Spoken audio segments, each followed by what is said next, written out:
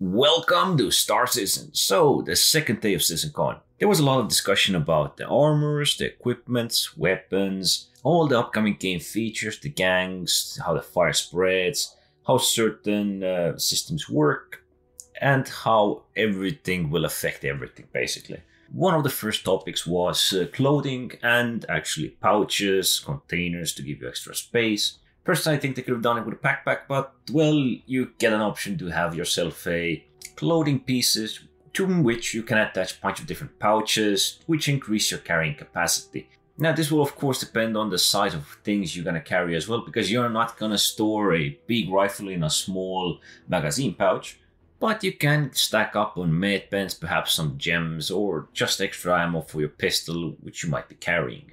Personally, I don't really know why you would need so many extra pouches when you could just have a backpack. But, well, any extra features, I guess, are welcome. Although this, I feel, might go to some ridiculous level with the shoulder pouches. Because why would you equip them there? I would rather have them on my thighs or somewhere, but I do understand the ones around the belt, as those are very comfortable to have. Next up, we had a discussion about several gangs which we might encounter in the Pyro system. First one being the Rough and Ready gang. These are the ones that roam mostly about the stations in Pyro. Perhaps you can even find them outside, but their main characteristic is that they are all tattooed, they're heavily tattooed, and they have different ranks with different tattoos. Of course they offer you missions. And of course the criminal kind. I'm guessing there's two types of missions, one where you need to actually do some lawful things in the Pyro system, and other missions where you might be in the service of these gang members and doing whatever they are paying you for. The other gang which was discussed were the Dusters. These are, so to say, they assault miners, they take their rigs, they steal mining minerals and other things of that sort. They look like they're surviving in the wasteland and have this little rugged, rough, post-apocalyptic look about them. We even saw glimpses of the different types of armors these gang members may be wearing and their rarities. All of it pretty much looked like post-apocalyptic wasteland, but some of these armors may have different rarities and characteristics, like heavy armor, medium armor, light armor still are armors with their special perks. More armor, less mobility, less armor, more mobility. But also other characteristics now which can obscure your vision when you're piloting with a heavy armor, not allowing you to get the full field of the view. There was also a little bit of a mention of the Headhunters gang, which at the moment is in the works, but there wasn't really much shared regarding them. Next up we had the hygiene. This can cause diseases if you don't take care of yourself, if you don't wash yourself. It is affected by your environment, the dirty clothes you wear, and all of these little simple things, and being wounded. The dirtier you are, the more likely you are to get a disease. There was also a lot of discussion about the armors, how the armors work, the clothing, so that there would be less clipping. Same regarding the hair, new hairstyles and adjustments you can make to it. All of these customization options that can make your character a bit more unique. Also how we can now move in space, how our suit acts and we can react and we can touch the surfaces. All of these simple things that make the game immersive were discussed and at the moment are planned for somewhere in the future. There's also the locomotion speeds, which was an acceleration and penalty for weapon holding when running. All of these little simple things that affect your first-person combat or just first-person movement. So if you want to be on the defense or offense, what you should do. You can also slide, or should be able to slide somewhere in the future. This should take away quite a bit of your stamina, as sliding will allow you to somewhat take cover while you're still moving slightly faster than you otherwise would. But that is for a short distance. There were discussions about the interface, there were discussions about the weapons, the UI, the interactions, pretty much all the interactions and things your first-person character might encounter. Personally, for me, one of the interesting parts was the weapons wear and tear. It was affected on the climate, the usage, and all of these simple aspects. The neutral area was the weapon rack, where the weapon didn't decay anymore, but it was nice to see if you're in a very hot or cold environment how your weapon decays. Now, personally, I'm hoping this won't be some massive important thing that after every engagement you need to take care of a weapon or else it will get pretty much decimated. I'm actually hoping it will take some time to degrade the weapon to a level where it's gonna have serious malfunctions, or it's gonna encounter malfunctions often. So often that you might consider upgrading or repairing the weapon. Because if this is gonna happen every time that you do a bunker run, you're gonna need to fix up your weapon again. I don't see that as necessary. But I would like the idea of something like the Red Dead Redemption had, weapon oil. Not to fix the weapon with an oil, but just like cover it, make sure it stays in quality and it is a bit more formidable against the weather and all the environmental effects of the game. Regarding weapons, also there are new weapons in the works, there are new weapons planned, there are even some new weapons ready. These are different types, they can be energy weapons, they can just be simple ballistic weapons. Also upgraded recoil, some weapons may have more recoil, some may have less, and how it all affects you. And for the audio of some of these weapons firing and how it all, well, looks and sounds. There was discussion about the environment, its locations, all of the different flora and fauna and the world itself. But one of the best takeaways was base building. Different aspects for which you may have a base, if it's just a hub or if it's for gathering resources. Different locations where you can build them. Different types, styles and sizes you can build depending on your ships. And different securities that are provided if you should build at different locations.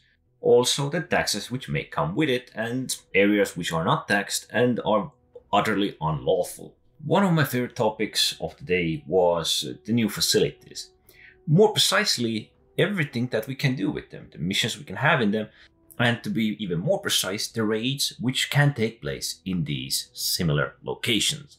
You get a crew or a group together and go actually on a raid in a facility where you can or have a chance to get some good rewards. These raid missions can depend upon the reputation you have with certain factions that are requiring you to invade, assault, steal, or just encounter whatever is being processed, produced, stored, or managed in that facility. These facilities can be quite huge and dangerous, so doing it solo might not be the best idea. You may never know what you encounter, there may be some dynamic event happening while you are invading it, you may need some air support, perhaps something big is flying in to destroy your ship, so you're gonna need a crew and you're gonna need a plan, which seems like a really interesting aspect. If everything that they said is true, it can feel like dynamic events that are set with a special crew that you can muster. You set it all up, you set a plan, you invade, assault, take what you need, do what you need in that station, you get paid, plus perhaps take away whatever else you may find at that location.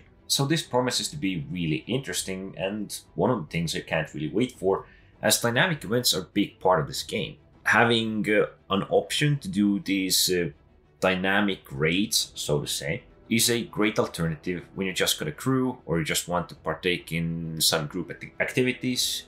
It is one of the best aspects and best ideas they could have come up with. Most of these missions that we have, they're easily doable alone, or if not easily, it can take 2 men to do some of these missions. Dynamic events, on the other hand, they can be pretty hard, and having this dynamic raid, so to say, can be an interesting solution or an interesting way to approach group content. The only question now is how rewarding are these gonna be, and what is the optimal solution or an optimal number of players to actually partake in this raid, in this event. Because I think players are gonna try to 3-man this or bring a really small crew, like a skeleton crew, to just do this in hopes of maximizing their profits. And if it's going to be easy enough, I fear it won't serve its purpose, as if we're talking about a raid, I would like to see something like, let's say 6 to 8 players going in, some covering outside, some assaulting inside, and of course whatever is there you need to take away, so you also need to do some manual labor, or at least that would be my assumption. And in the end of the event, they discussed about Squadron 42. Squadron 42 has been in works for, well, a long while. And they said it is feature complete. So there is a lot of things done. This means there are some bug fixes, balances, and in general animations and other minor features which they need to improve upon. Being feature complete means there is still quite a lot of work ahead. When we look at most games, meaning feature complete is very vague and it can vary depending on different games. Usually it means there is at least 2 years of work ahead of them before it is in a stable or smooth enough state to have minor bugs. It can also mean that they're working on it for another 4 years to, well, correct everything that needs to be corrected, improved upon and balanced.